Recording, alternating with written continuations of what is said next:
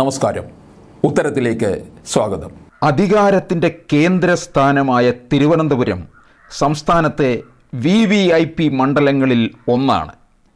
ഇവിടെ ഒരു ലക്ഷണമൊത്തൊരു സ്ഥാനാർത്ഥിയെ കണ്ടെത്തുക എന്നത് എക്കാലത്തും മുന്നണികൾ നേരിട്ടിരുന്ന പ്രതിസന്ധി തന്നെയാണ്. കൃത്യമായ രാഷ്ട്രീയ സൂത്രവാക്യങ്ങളൊന്നും തലസ്ഥാനത്തിന് ബാധകമല്ലെന്നതാണ് ചരിത്രം. ഏതെങ്കിലും പാർട്ടിയോടോ മുന്നണിയോടോ സമുദായത്തോടോ അമിത വിധേയത്വം കാട്ടാത്ത മണ്ഡലമാണ് ഇത്. സ്ഥാനാർത്ഥികൾ എപ്പോഴും വരുത്തന്മാർ ആയിരുന്നിട്ടുള്ളതാണ് തിരുവനന്തപുരം.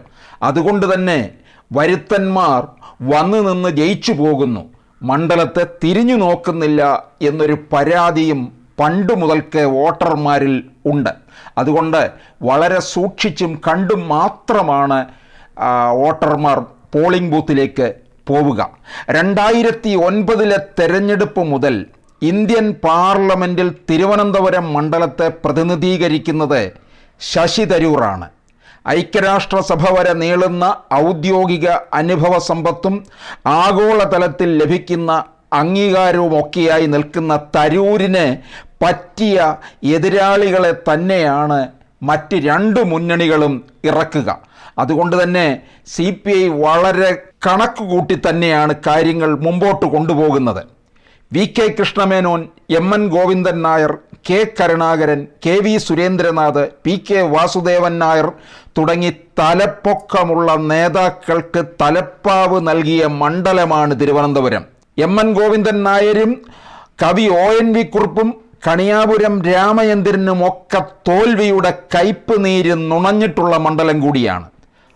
ഈ മണ്ഡലം മഹാമേരു കണക്ക് നിൽക്കാൻ പ്രധാന കാരണവും വമ്പന്മാരെ വാഴ്ത്തുകയും വീഴ്ത്തുകയും ചെയ്തിട്ടുള്ളത് കൊണ്ടാണ്. ഇക്കുറി CPIയുടെ സ്ഥാനാർത്ഥിയായിട്ട് പന്നിയൻ രവീന്ദ്രനാണ് കളത്തിലേക്ക് ഇറങ്ങുന്നത്. അങ്ങനെ കളത്തിലേക്ക് ഇറങ്ങുമ്പോൾ പന്നിയൻ ഓർത്തിരിക്കേണ്ട ചില കാര്യങ്ങളുണ്ട്. 2005 വിജയക്കൊടി പാറിച്ച തിരുവനന്തപുരം പാർലമെൻറ്റ് മണ്ഡലമല്ല ഇന്ന് എന്നുള്ള കാര്യം ഓർത്തിരിക്കണം. അത് പന്നിയൻ രവീന്ദ്രനും CPIയും അറിഞ്ഞിരിക്കുന്നത് നല്ലത് തന്നെയാണ്.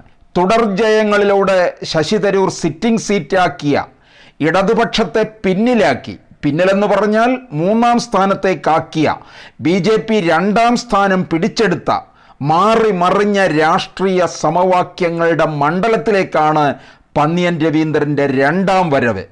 ജനകീയതയുടെ ബലം കൊണ്ട് നേരിടാമെന്ന പ്രതീക്ഷയിലാണ് CPI പന്നിയനെ തന്നെ രംഗത്തേക്ക് ഇറക്കിയത്. പന്നിയൻ ജനകീയനാണ്. കാരണം ശശി തരൂരിനെ പോലെ 5 സ്റ്റാർ ഹോട്ടലിൽ താമസിക്കുകയും മുന്തിയ വാഹനങ്ങളിൽ യാത്ര ചെയ്യുകയും ഒരു കെട്ടുകാഴ്ച പോലെ ഇങ്ങനെ വന്നു പോവുകയും ചെയ്യുന്ന ആളല്ല പന്നിയൻ രവീന്ദ്രൻ. അദ്ദേഹം തിരുവനന്തപുരത്ത് ഭരണസിരാകേന്ദ്രത്തിൻ്റെ എതിർവശത്തുകൂടി ഇങ്ങനെ പാതയോരത്തുകൂടി നടന്നു പോവുക, വഴിവക്കിലുള്ള ബുക്ക് സ്റ്റാളിൽ കയറി പുസ്തകങ്ങളും മാസികകളും ഒക്കെ മറിച്ചു നോക്കി അവിടെ ഉള്ളവരുമായിട്ട് കുശലാന്വേഷണം നടത്തുക, സാഹിത്യ രാഷ്ട്രീയ വർത്തമാനങ്ങളിൽ ഇടപെടുക, തട്ടുകടയിൽ നിന്ന് ചായ കുടിക്കുക, ഇങ്ങനെയൊക്കെയുള്ള ജനങ്ങളുമായിട്ട് നല്ല സമ്പർക്കം പുലർത്തുന്നുണ്ട്. പക്ഷേ ഇതൊക്കെ എത്ര വോട്ടായി മാറുമോ എന്നുള്ളതാണ് നമ്മൾക്കറിയേണ്ടത്. കോൺഗ്രസിൻ്റെ ചാൾസ് 3 തുടർജയങ്ങളിലൂടെ സ്വന്തമാക്കി വെച്ചിരുന്ന പാർലമെൻറ്റ് മണ്ഡലം 1996 KV സുരേന്ദ്രനാഥ് എന്ന ആശാനിലൂടെയാണ് CPI തിരിച്ചു പിടിച്ചത്. അടുത്ത 2 തെരഞ്ഞെടുപ്പുകളിലൂടെ K കരുണാകരനും VS ശിവകുമാറും മണ്ഡലം കോൺഗ്രസിൻ്റേതാക്കി. PK വാസുദേവൻ നായർ മത്സരത്തിനിറങ്ങിയ 2004 5000-ലേറെ വോട്ടുകളുടെ ഭൂരിപക്ഷത്തിൽ വീണ്ടും മണ്ഡലം CPIക്ക്. PKVയുടെ മരണത്തെ തുടർന്നാണ് 2005 പന്നിയൻ രവീന്ദ്രൻ തിരുവനന്തപുരത്ത് മത്സരിക്കാൻ ഇറങ്ങുന്നത്.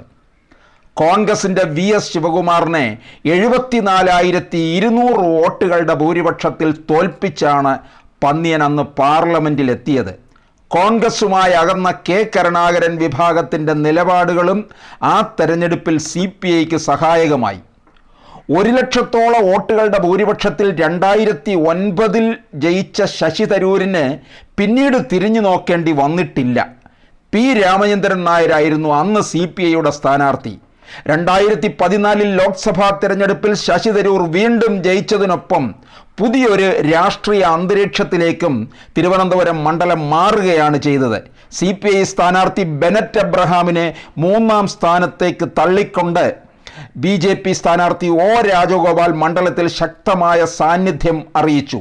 അന്ന് O രാജഗോപാൽ വിജയിച്ചു എന്നുള്ള ഒരു വക്കിലേക്ക് വരെ എത്തുകയും ചെയ്തു. BJP ആഹ്ലാദ പ്രകടനത്തിന് തയ്യാറെടുത്തു. CPI പേരുദോഷം വരെ ഉണ്ടാക്കുകയും ചെയ്തു. ഇങ്ങനെ 2019 വരുമ്പോൾ CPI സ്ഥാനാർത്ഥി C ദിവാകരനും 3ാം സ്ഥാനത്തേക്ക് പോയി. അങ്ങനെ 2 തവണയായിട്ട് CPI 3ാം സ്ഥാനത്തേക്ക് പോയി നിൽക്കുന്ന മണ്ഡലമാണ്. 4,16,131 വോട്ടുകൾ നേടിയ ശശി തരൂരിന് പിന്നിൽ 3 ലക്ഷത്തിലേറെ വോട്ടുകളോടെ കുമ്മനം രാജശേഖരൻ 2ാം സ്ഥാനത്തെത്തുകയും ചെയ്തു. ഇങ്ങനെ രാഷ്ട്രീയ നിലപാടുകൾ മാറി മറിയുന്ന തലസ്ഥാന മണ്ഡലം ഈ തെരഞ്ഞെടുപ്പിലും ശ്രദ്ധാകേന്ദ്രമാണ്. BJP നോട്ടമിട്ടിരിക്കുന്ന A ക്ലാസ് മണ്ഡലങ്ങളിൽ ഒന്നാണ് തിരുവനന്തപുരം, മറ്റൊന്ന് തൃശ്ശൂരാണ്. CPIയെ സംബന്ധിച്ചിടത്തോളം ഇത് നിർണായകമാണ്. പന്ന്യനെ പോലുള്ള ഒരു മുതിർന്ന നേതാവിനെ മത്സരത്തിനിറക്കുമ്പോൾ വെറുതെ ഇരുന്നിട്ട് കാര്യമില്ല. 3ാം സ്ഥാനത്തിൽ നിന്ന് 2ാം സ്ഥാനത്തിൽ, അല്ലെങ്കിൽ തരൂരിനോട് തൊട്ടില്ല എന്നുള്ള ഒരു രീതിയിലെങ്കിലും എത്തണം. ഇല്ലെന്നുണ്ടെങ്കിൽ അത് പാർട്ടിക്ക് ഏറ്റവും വലിയ ക്ഷീണമായിരിക്കും. പാർട്ടി വീണ്ടും താഴേക്ക് പോകുന്നതിനുള്ള ഒരു അവസരമായി മാറുകയും ചെയ്യും എന്നുള്ളതാണ്. എന്തായാലും CPIയെ സംബന്ധിച്ചിടത്തോളം നിർണായകമാണ്. CPI 4 സീറ്റുകളിലാണ് മത്സരിക്കുന്നത്. ഇതിൽ 4-ൽ 3 സ്റ്റാർ മണ്ഡലം തന്നെയാണ്. ഈ സ്റ്റാർ മണ്ഡലം പിടിച്ചു നിർത്തുക എന്നുള്ളത് അല്പം പണിയുള്ള കാര്യം തന്നെയാണ്. അതുകൊണ്ട് CPIക്ക് പഴയ ഒരു പ്രതാപത്തിലേക്ക് തിരുവനന്തപുരം മണ്ഡലത്തെ മാറ്റിയെടുക്കാൻ കഴിയുമോ എന്നുള്ളത് നമുക്ക് കാത്തിരുന്ന് കാണേണ്ട കാര്യമാണ്.